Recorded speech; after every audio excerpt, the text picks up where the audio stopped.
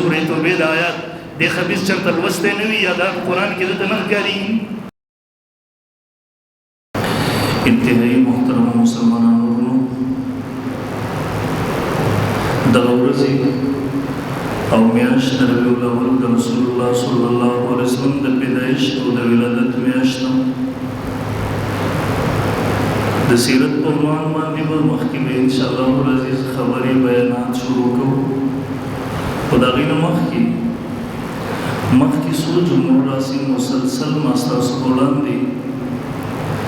زموږ د علاقو کې یو فتنه چې د منیر شاکر په نوم باندې اوسېږي، د هغه په عقایدو نظریاتو کې اوس تازه یو کلیپ په تېرو ورځو کې راغلی و او د هغه کلیپ دا و چې د الله نه علاوه د بل چا سره محبت کول دا شرک دی، حرام دی، ناجایز دی، چاہے هغه رسول الله صلی الله علیه وسلم یا بل نبی یا ولی دی، یعنی د ده په نسبت باندې د الله د پیغمبر صلی الله علیه وسلم سره محبت کول شرک دی. زه انشاءالله العزیز په هغه موضوع باندې ستاسو په وړاندې خبره کوو. بیا اخره کې بله ورځ یو بل کلیپ هم په دغه موضوع باندې راغلی دی او هغې کې یو چلن جوړ کړی دی، نو اخره کې به زه انشاءالله العزیز د هغه د چلن جواب هم کوو. اول نمبر محترم زموږ د اهلسنت والجماعت مسلمانانو عقیده او نظریه دا ده چې د ایمان دپاره بنیاد د رسول الله صلی الله علیه وسلم محبت دی. زموږ ستاسو نظریه او ایمان دا دی د نبی علیه الصلاة والسلام اطاعت دا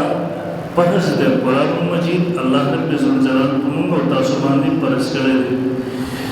لیکن محترم اطاعت تر هغه وخته پورې انسان نشي کولی تر څو پورې چې د انسان په زړه کې د هغه شخصیت محبت نه راغلی، مینه نه راغلی، عشق نه راغلی. کله چې د انسان زړه ته محبت راشي، عشق راشي، نو د هغې نه پس به انسان د هغه شخصیت اطاعت کولی شي او د هغه اطاعت محترمو د انسان ته اسانېږي. دغه وجه ده چې په اسلام کې د نبی علیه الصلاة والسلام د اطاعت سره سره د نبی علیه الصلاة والسلام په محبت باندې دومره زور ورکړی شوی دی چې تاسو که د هغې لپاره احادیث د نبی علیه الصلاة والسلام ولولئ، قرآن مجید تاسو ولولئ، نو انسان زړه ته دا خبره راځي چې یقینا د اطاعت دپاره محبت رسول بنیاد دی. د کوم ایمان سره چې محبت د نبی علیه الصلاة والسلام نه وي، عشق د نبی علیه الصلاة والسلام نه وي، هغه ایمان نشي کېدی. کوم زړه کې چې د رسول الله محبت نه وي، د نبی علیه الصلاة والسلام عشق نه وي، یقین وکړه د نصوصو نه دغه معلومیږي دې زړه کې ایمان کله هم نشي راتلی. د دې وجې نه نبی علیہ الصلاة والسلام امام بخاری رحمه الله باب کې باب حب الرسول من الایمان، د نبی علیہ الصلاة والسلام محبت د ایمان حصہ ده، د ایمان جز ده، د ایمان بنیاد ده. او بیا امام بخاری رحمه الله هغه حدیث راوړي چې په هغې سره محبت کول د ایمان د تکمیل لپاره شرط ګرځولی شوي دي. نبی علیہ الصلاة والسلام فرمایي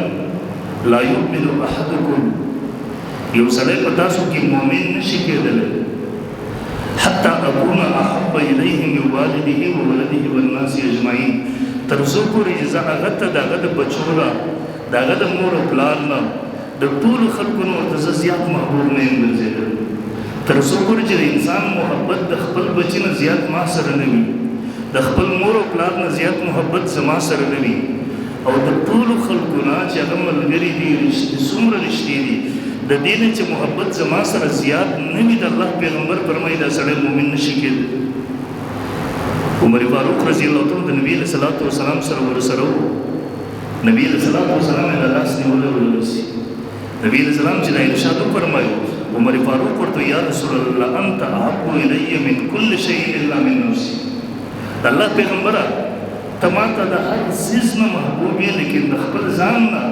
ما ته محبوب نه یې، دا خو طبیعي خبره ده. او صحابه کرام دغسې خلک وو، څه چې به یې په دا زړه وو دا به د نبي علیه الصلاة والسلام نه پټول نه، دا به یې ورته ښکاره کول. نبي علیه الصلاة والسلام ورته وفرمیل، جواب یې ورته ورکړ لا والذي نفسي بيده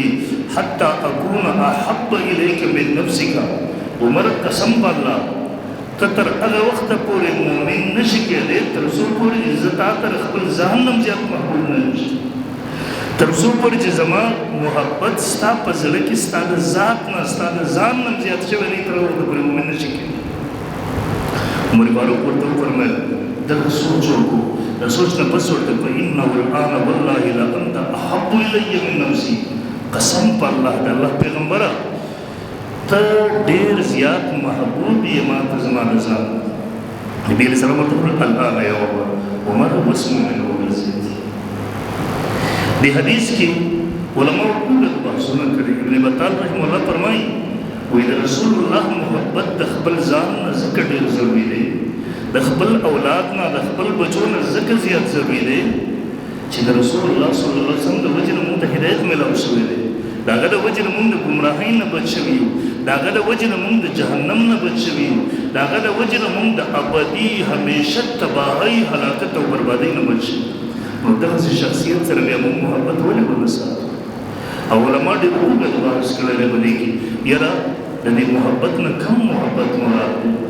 حافظ ابن حجر اسقلاني رحمه الله فرمایي وایي د دې نه عقلي محبت مراد دی طبعي محبت نه دی مراد عقلي محبت داسې شی وي په وخت د مقابلې کې پته لګي هغه مقابله څنګه کله دې د بچي واده راغی کله دې خپل واده راغی یو طرف ته د معاشرې پیغورونه دي یو طرف ته د معاشرې رواجونه دي اوس ته وګوره یو طرف ته د الله د پیغمبر محبت دی چې ستا د سنت ژوندي کړم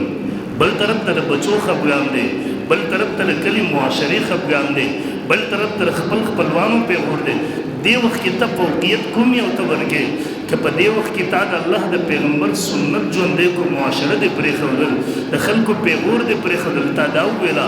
ما دپاره د الله د پیغمبر سنت ژوندي کول د ټولو نه زیات ضروري دی د هغه محبت ته په دې باندې مجبوره کړلې یقینا ستا محبت شته دی لیکن که ته په دې وخت کې مجبوره نه کړې دی تا چې سنت ژوندی کې بیا ته ویلې ستا محبت نشته دغسې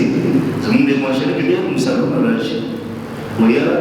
یو سړي د پلانکي کور ته رشته ور ولېږله هغوی ورته شرط ولګول یاره د ده ګیره ده دا ګیره به ښه اوس د ده پته لګېږي په دې کې محبت عقلي دی حافظ فرمایي دې چې کې دی د رسول الله دغه سنت ته ترجیح ورکوي که دنیا ته ترجیح ورکوي کله سړی ملازمت کوي یو نوکري کوي موږ اکثر بله ورځ یو ورځ ما ته ټلیفون وکړو ما ته وایي یاره پلانکي کې یو جاب دی او ګیره چې منې خرولې هغه جاب راته نه میلاوي دې ځای کې هغه ټکراو راغی حافظ ابن حجر فرمایي دا محبت عقلي دی په وخت د مقابلې کې اوس پته لګېږي ستا محبت د الله د پیغمبر سره شته دی که نشته او دویم علامه خطابي رحمه الله فرمایي وایي طبعي محبت نه دی مراد اختیاري محبت مراد دی او اختیاري محبت دغسې انسان کله سوچ کوي یاره د رسول الله صلی الله علیه وسلم د وجې نه مو سره جهنم نه بچ شو د نبي علیه الصلاة والسلام د وجې نه به زه جنت ته ځم د هغه د وجې نه زه د ګمراهۍ نه بچ شوم د هغه د وجې نه زه د شرک نه بچ شوم کوم چې د الله د راستیا د ټولو نه لویه ذریعه ده چې الله دغه شرک نه معاف کړي زه الله دغه شرک د وجې د نبي علیه السلام د وجې نه بچ کړم د هغې د وجې نه محفوظ شم نو دی چې کله داسې زونه رایاد کړي د نبي علیه السلام سره محبت پیدا شي او دریم نمبر علامه قسطلاني رحمه الله فرمایي وایي دلته محبت ایمانی مراد دی محبت طبعي نه دی مراد همدغه وجه ده د ابو طالب د نبي علیه الصلاة والسلام سره طبعي محبت وو او دومره محبت یې ورسره طبعي وو که نه چې نبي علیه الصلاة والسلام ایمان یې نه وراوړی لیکن د ټول عربو دشمني هغه په سر باندې اخیستې وه کله چې عربو د نبي علیه الصلاة والسلام سره بایکاټ وکړو پاڼې نبي علیه الصلاة والسلام بڑې لوږه خلکو پرې راغله سخت حالات څو کاله دا ترم ورسره و دم په بایکاټ کې ورسره شریک ولګي ایمان نه راغلو اوس د دې طبعي محبت خو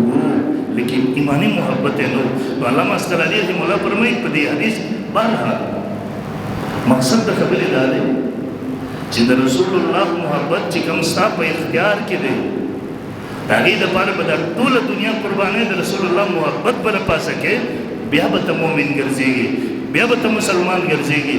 بیا به ته ایمان په دعوه کې رښتونی ګرځېږي بیا به ستا په زړه کې ایمان دپاره ځای وشي ځکه محبت ورته راغلی خو محترمو ذهن ته دلته یو اشکال راځي دا علماو چې څومره توجیهات یاره د نبی علیه الصلاۃ والسلام سره به موږ نور محبتونه نه کوو، صرف د طبیعي او عقلي محبت به کوو. نه، نبی علیه الصلاۃ والسلام سره به حب احساني هم کوو، حب کمالي به هم کوو، حب جمال. نبی علیه السلام کې دا ټول کمالات الله را جمع کړي. تکه په حسن باندې عاشق کېږي، دغه حسن په انتها باندې وو. تکه په جمال باندې عاشق کېږي، دغه جمال په انتها باندې وو.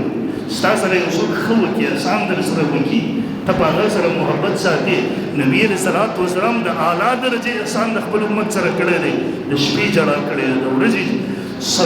څلور ګنټې د امت دپاره ولاړو، لاسونه یې اوچت کړي، ژړا یې کوله. د دغه امت دپاره د هغه بدن په وینو کې سور شوی دی. د هغه امت دپاره هغه څه نه دي کړي، نو بیا به محبت تر هغه سره نه ساتي، چا سره به ساتي؟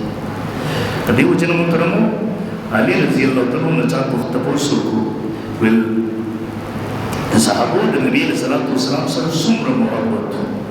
ستاسو د نبي علیه السلام سره څومره محبت و؟ تپوس کوي.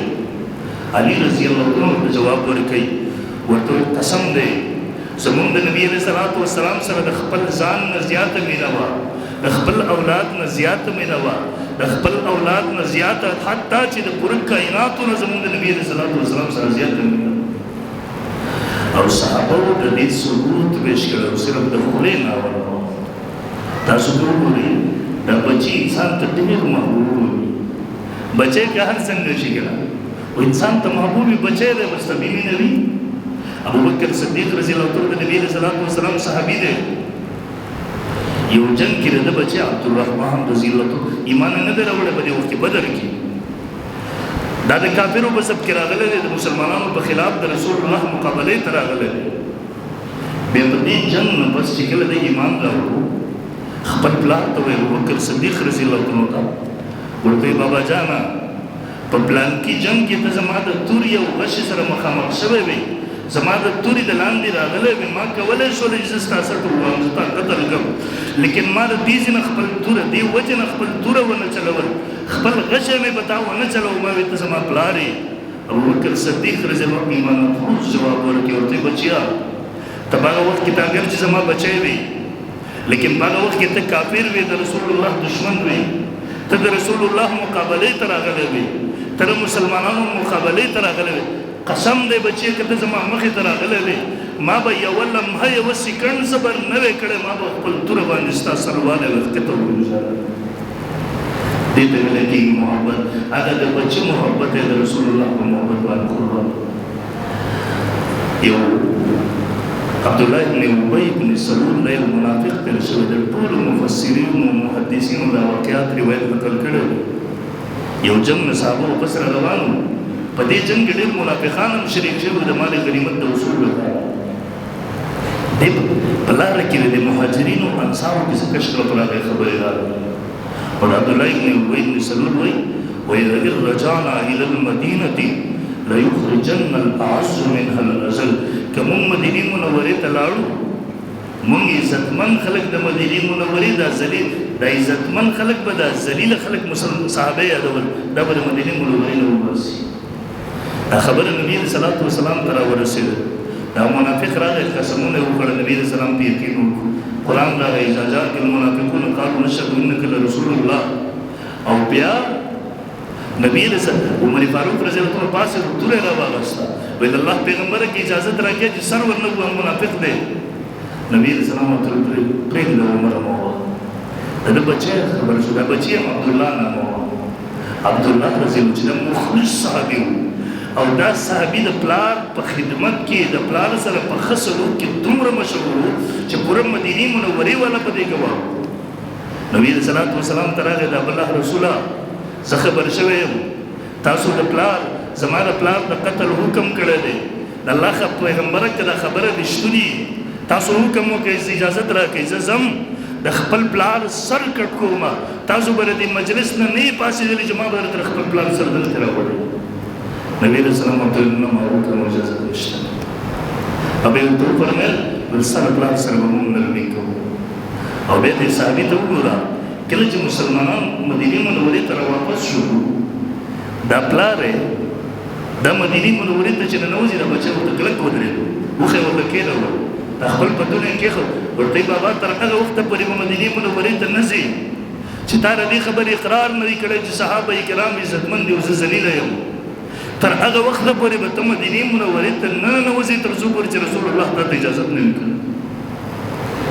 دی چې دا خبره واورېدله چغې یې کړې ویل ای خلکو زما غونته کې سردار خپل بچی پاسېږي هغه ملامته کوي د هغه بېادبي کوي او د دې خلکو په مقابله کې هغه زما سره داسې وکړي خلکو ورته ویل پلان دې دی مخه پرېږده ویل نه شي رسول الله صلی الله علیه وسلم تېرېدو ویل دا څه قصه ده ویل الله پیغمبره دغسې ده نبي علیه الصلاة وسلام ورته ویل پرېږده وه دا پلار یې دې ته مجبوره کړو پلار یې وویله ویل زه ذلیله یم زه د زنانو د ماشومانو نم ذلیله یم صحابه کرام مسلمانان عزتمن دي پرې اجازت ورکړو بس دا ایمان دا محبت او محبت د صحابه کرام او دا محبت دغسې محبت و احد په جنګ کې رسول دوباره چې مشرکینو حمله وکړه افراتفري پیدا شوه دا مشرکین ډېر په تیزۍ سره په نبي علیه صلات وسلام باندې راتلل د نبي علیه صلات وسلام د قتل کوشش یې کړو سخت وخت دا وي سخت وخت دا حالت ما په خپله باندې کتلی دی مونږ باندې چې کله حمله وشوه دا ټیک وشو زما سره دوه درې ملګري راسره وو دا دومره سخت وخت دی چې دین په انسان په خپل اختیار کې ما نه یو ملګری دلته ناست و دی دومره بېوسه و ډزې جوړولې دا بالغ راواغېستو دی خپل ځان ته دغسې و دی زما خوا ډېر سم ناست و دا یو وخت کې چغې یې کړلې یو تر بله دا د مرګ حالات دا سړی وګوري نه خبر لیکن د رسول الله صلی الله علیه وسلم هغه صحابه وو دا د نبي علیه صلات وسلام مخې ته دیوال ودرېدو دیوال تر دې پورې اووه صحابه دا د نبي علیه صلات وسلام په دفاع کې دوه ټوکړې شو جدا شو په د منځ باندې یو بل صحابي ولاړ دی طلحه رضي الله عنه د هغه په بدن باندې اویا ګزارونه د غشي او د تورو د نېزو لګېږي دغه صحابي ګوتې کټ شوې لیکن نبي علیه صلات وسلام مخې ته ولاړ دی د الله پیغمبر ته غشي نه را پرېږدي دې ته محبت ویلی کېږي د خپل ځان نه زیات محبت الله د پیغمبر صلی الله علیه وسلم او دغه پیغمبر قاضي حیات رحمه الله په شفا کې نقل کړي دي د احد کې چې اواز ولګېدو ان محمدا قد مات صلی الله علیه وسلم وفات شو شهید شو دا خبره خو دروغ وه لیکن کله چې د مدینې منورې خلکو ته بل زړونه صبر نه کوو خبر راورسېدو نبي علیه السلام روغ دی روان دی لیکن زړه صبر نه کوي یوه بوډۍ ده یو ښځه ده زنانه ده د مدینې منورې دا راروانه ده اکثر هم دغسې حالات دی دې تپوس کې به لاره چې نبي علیه السلام څه حالت دی یو څوک ورته پلان کوي ام عماره ستا خاوند شهید شوی دی احد کې لاش په وینو کې سور پروت و دی پر انا لله و انا الیه راجعون مې مخکې روانه بیا ورته اطلاع میلاویږي وایي ته خبرې ستا د بچي لاش د احد په میدان کې په وینو کې سور پروت دی دی وایي انا لله و انا الیه راجعون اظهاره نه شو مخکې ځي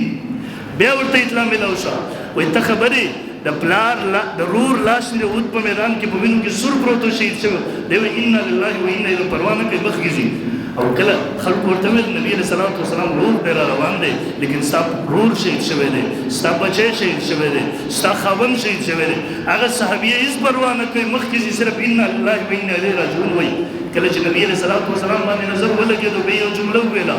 ویل کل مصیبت بعد محمد صلی الله علیه وسلم سهل د الله پیغمبر ژوندی دی روغ جوړ دی را روان دی زما سترګې ورباندې ولګېدې خوږې شولې قسم دی بیا د بچي غم هغه برداشت کول اسان دي د رور هغه برداشت کول اسان دي د خاوند برداشت کول اسان دي لیکن د الله د پیغمبر غم برداشت کول دا مشکل کار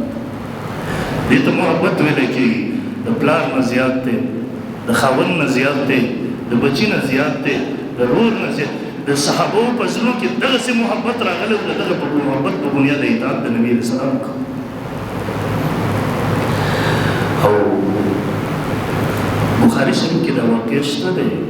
نور کتابونه نقل کړي د نبي علیه صلات وسلام یو سریه ولېږله په دې کې د عاصم بن ثابت رضی الله عنه په مشرۍ کې په دې کې صحابه کرامو سره بیا غداري وشوله اوس لویه واقعه ده په منځ کې کافرانو دوکه وکړله حملهور شو دا صحابه کرام ډېر په بېدردۍ سره شهیدان کړل په دې کې یو صحابي دی حضرت زید ابن دسمه رضی الله عنه دې کافرانو نیولی دی دې پانسۍ ته بوتلو قتل ته بوتلو ابو سفیان رضی الله عنه په دې وخت کې ایمان نه دی راوړی عیني د پانسۍ په دړه باندې دی ولاړ دی. ابو سفیان ورته راغی وایي انشدك الله يا زيد اتحب ان محمدا عندنا الان بمكانك نضرب عنقه وانت بيده. اے زیدا تدا خوخه صرف دغه وایا چې په دې وخت کې زب خپل کور کې وې او نبی له صلوات و سلام په دې زما په دې کې ولاړ وې او موږ دا سټ وهله. دا ګور څومره اسانه سودا و. نبی له سلام ته دې نو شو رسېد نه اسانه و چې ول صرف دغه وایا چې زه دې په خپل کور کې وې رسول الله دې دلته ولاړ وې. هغه صحابي ورته جواب ورکړي والله ما احب ان محمدا صلى الله عليه وسلم الان في مكانه الذي هو فيه تصيبه شوكة تؤذيه وانا جالس في اهل قسم دې په خدای دې باندې په دړه وي قسم دې په خدای دې ته خدا خبره کوي ځلې خپل کور کې بارام سره ناز وي رسول الله دې دې پانسي کې دې قسم دې زدام نه برداشت کوم ځلې په کور کې بارام ناز وي او د رسول الله په خمو مبارک کې دی واسغه قدر ته دې ته ویل کېږي پانسي په دړه باندې ولاړ دې د الله د پیغمبر سره محبت دوم نه دی خپل ځان قتل پانسي برداشت کوي لیکن د الله پیغمبر مبارک بدن مبارک دی واسغه نه برداشت کوي. صرف پته شي وینا سره د جان بچ کیږي هغه نه تیار وتا دې ته محبت ویل کېږي. دې وجه نو ابو سفیان ویل ما رأيت من الناس احدا كحب اصحاب محمد قسم بخدای ما د رسول الله د صحابونه د رسول الله سره څومره محبت چې کوي ما په کائناتو کې دغه خلک نه دي کتل چې چا سره محبت وس. پلار د بچی سره د عمره محبت نه ساتي،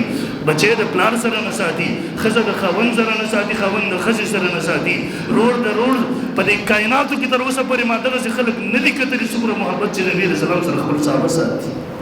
دې ته محبت ولیکي او دا محبت د ایمان لپاره شرط دی. ابو داود شریف کې واقع ده تاسو ولې بار بار د رسول الله صلی الله علیه وسلم عدالت ته قصه راغله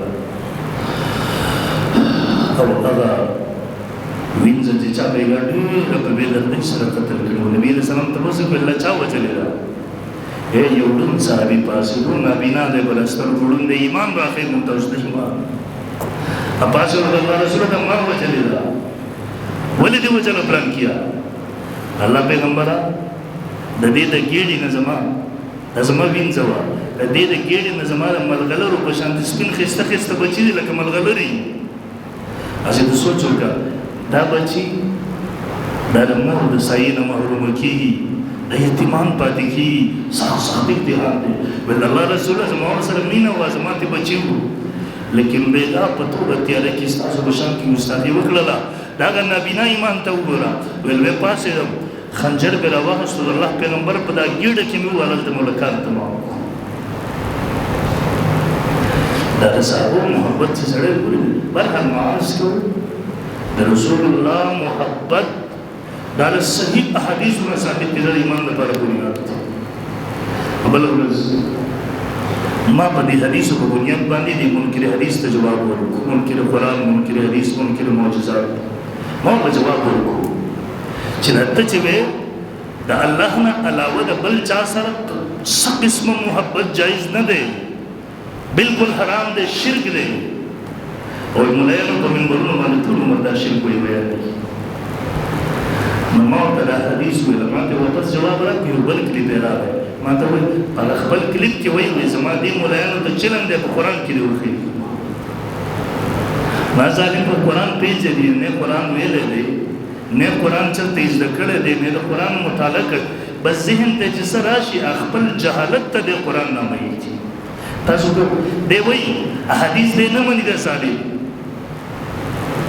او عوامو له دوکه ورکوله ویل زه هغه احادیث نه منم چې هغه د قرآن نه خلاف دي. نو بابا د رسول الله د محبت د حدیث د قرآن د کوم آیات نه خلاف دي؟ لکه آیات ما ته ووایه دا خو ستا د عقل نه خلاف و. لږ قرآن موچک کې په قرآن کې هم دا مضمون ځای په ځای الله ذکر کړی دی. مثال په طور تاسو سورې توبه وګورئ، پاره نمبر 10 آیات نمبر 24 الله رب الجلال ذکر کوي قل هو پیغمبر اعلان کړي خلکو ته ان کان آباؤکم و ابناؤکم و اخوانکم کچرتوي ستاسو پلار نیکونه ستاسو و ابناؤکم بچی ستاسو و اخوانکم رونه ستاسو و ازواجکم خزی بیان ستاسو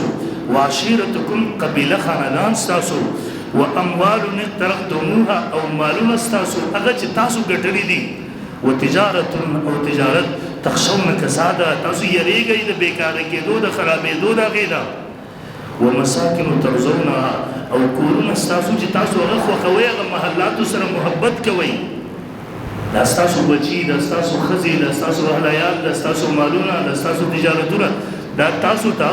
احب الیکم من الله ورسوله دا تاسو ته د الله او د رسول الله نه زیات محبوب وي ستاسو د الله او د رسول نه محبت نه زیات محبت د دیو سره وي د دې څیزونو سره ستاسو محبت زیات وي د رسول الله او د الله سره ستاسو محبت د هغې نه کم وي قرآن څه وایي وجهاد فی سبیله او د الله په لاره کې د جهاد نه تاسو ته زیات محبوب وي دا د الله سره د رسول سره د جهاد فی سبیل الله سره ستاسو کومه مینه ده د دې مال دنیا نه کم وي قرآن څه وایي فتربصوا حتى يأتي الله بأمره بیا تاسو انتظار کوئ تر دې چې الله په عذاب سره راتلو وکړي یعنی که ستاسو د الله د پیغمبر سره محبت نه وي یا محبت دی وي لیکن د دنیا او د دې څیزونو نه کم وي به انتظار کوئ تر دې چې الله تاسو باندې خپل عذاب راوړي اوس دا به ته قرآن مخالي کېدای شي دا د سورې توبې د آیات دې خبیث چېرته لوستی نه وي یا دا قرآن کې دلته نه ښکارېږي دویم ځای تاسو وګورئ قرآن مجید په سورہ احزاب کی دا مضمون سورہ احزاب آیت نمبر 6 کی ذکر کی النبی اولا بالمؤمنین من انفسهم مومنان بل خپل زیات نه زیات محبت د رسول الله صلی الله علیه وسلم مومنان احق من انفسهم رسول الله د دین زیات حقدار دی د دیو چې د خپل نفسونو نه د خپل ځانونو زیات محبت دی د الله د پیغمبر سره وکړي او امام بخاری رحمه الله حدیث راوړي بخاری شریف باب النبی صلی الله اولا بالمؤمنین من انفسهم حدیث نمبر 4781 امام نبی علیہ الصلوۃ والسلام فرمائی ما من مؤمن الا وانا اولى الناس به في الدنيا والآخرة مومنانو ته په دنیا او آخرت کې د دیو د ځانونو نه زیات محبوب ما سره به دې هر څه زیات مینه کوي اقرأوا ان شئتم النبي اولى بالمؤمنين کتا سو غواړئ قرآن ولولئ قرآن کې الله د مضمون بیانوي نبی علیہ السلام فرمایي النبي اولى بالمؤمنين دریم ځای تاسو قرآن راواخلئ قرآن مجید کی سورہ توبہ آیت نمبر 120 کی اللہ رب ذوالجلال ذکر کے پارہ نمبر 10 ولا يرغبوا بانفسهم عن نفسهم ندا جزیات خوب و محبوب وګڼي خپل ځانونه د ځانونه یعنی د مؤمنانو شان بدل نبی چې د رسول الله د ذات نه خپل ځان سره زیاته مینه کوي بلکې د خپل زیات نه زیاته مینه به د رسول الله سره کوي